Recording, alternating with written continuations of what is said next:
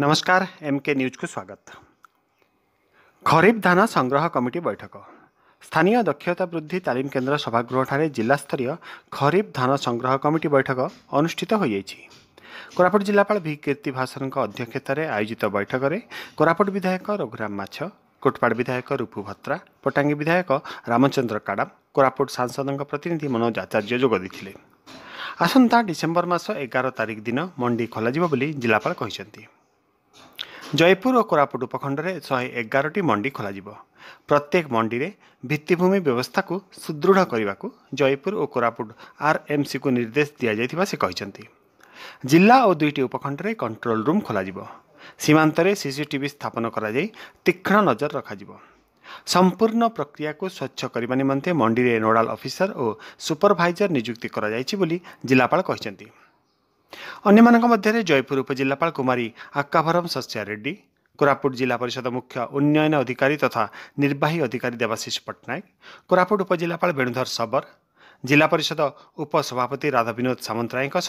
अन्यान्य अधिकारी और चाषी माने उपस्थित थिले। मुख्य जिला जोगाण अधिकारी प्रदीप कुमार पंडा जोगदे परिचालना करने सह धन्यवाद अर्पण करथिले। जार फायदा सीए नौथिले चाषी माने जो दुखरे तांकर धान बिकी मध्य बहुत कष्ट पैसा पाउथिले एवं मिडिल मैन मानकर इंटरप्रेनेंस बेसी रोथिला ताकू सरलीकरण करी वर्तमान राज्य सरकार मोहन माझी नेतृत्व में एवं आमर डेप्यूटी सीएम जी अच्छा कनक वर्धन सिंह कृषि मंत्री दायित्व अच्छे से मैंने बसिकी सब निर्धारण कर वर्ष कटनी छटनी हेना चाषी 48 घंटा मध्य धान देवार 48 घंटा मध्य प्राप्य पाइबे। आउ जो मंडी रे जो व्यवस्था पीवा पानी तो आराम करी मंडीर व्यवस्था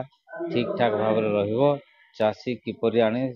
तार चाष अमल कला तार जो खुशी धान बिकिकी जो 2 पैसा पाइबा तार जो खुशी सब्यस्त करे से खुशी केंद्र धान देगी किभली भाव में सार प्राप्य पाइबा तापाई राज्य सरकार समस्त प्रकार तार व्यवस्था करेंगे। आज खुशी रे चाषी नाचिबो ये हूँ आम सरकार वार्ता। जिला प्रशासन तरफ आज जहाँ निष्पत्ति निगला 11 तारिख में मंडी आरंभ डिसेम्बर 11 तेणु भावुँ आम चाषी मैंने केमती हम आ मिडिल मिल जमी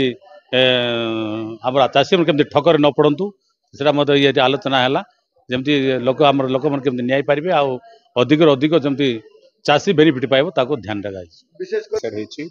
डिसेम्बर 11 तारिख रु मंडी खोल जो चाषी मैंने धान को लेकर